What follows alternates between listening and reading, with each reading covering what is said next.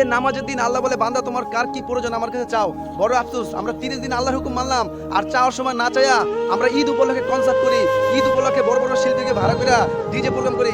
ভাই আল্লাহর কসম, এই 30 দিনে আল্লাহর হুকুম মাইন না যতটা আল্লাহর মন না পাইছেন, তাতে 1000 গুণ বেশি ঈদ উপলক্ষে কনসার্ট করে আল্লাহ থেকে দূরে সরে যাবেন। আমার মুসলমান ভাই ও বোনেরা, আপনারা যারা আল্লাহর ঘর মসজিদে নামাজ পড়তে ঢুকেন, মাথায় টুপি পরে ঢুকেন, টাকলুর উপরে কাপড় পরেন, নামাজ শেষে মসজিদ থেকে যখন বাইরে হয়ে যান, মাথার টুপি পকেটে নিয়ে রাখেন, টাকলুর উপরে যে কাপড় পরছেন এই কাপড় নিচে নামান। বড় আফসোস, আপনারা আল্লাহর বান্দা নবীর উম্মত হইয়া 30টা রোজা রাখলেন, তারাবি পড়লেন, আল্লাহ রসুলের আদর্শকে, আল্লাহ রসুল সুন্দরভাবে পুরো একটা মাস চললেন, খারাপ কাজ করলেন না, নাচ গান করলেন না, জিনা করলেন না, গান শুনলেন না। যখনই আকাশে ঈদের চাঁদ দেখা গেল, তখনই আল্লাহর নাফরমানিতে লিপ্ত হয়ে গেছেন। চিন্তা করেন ভাই, যে আল্লাহ আপনাকে আমাকে 30 দিন রোজা রাখেছে, যে আল্লাহ তাআলা আপনাকে আমাকে তারাবি পড়াইছে, যে আল্লাহ রসুলের সুন্নাত আমরা পুরো মাসটা চলছি, এটা একটা চার্জ নিলাম, এই এক মাস চার্জ দিয়ে পুরো বাকি 11 মাস আল্লাহর হুকুম মতন চলবো। পুরো দুনিয়া যদি ক্ষণস্থায়ী ডিজে প্রোগ্রাম করি, ঈদ উপলক্ষে কনসার্ট করি, খারাপ কাজে লিপ্ত হয়ে যায়, তাহলে এটা দ্বারা কি আল্লাহ সন্তুষ্ট পাবো ভাই বলেন?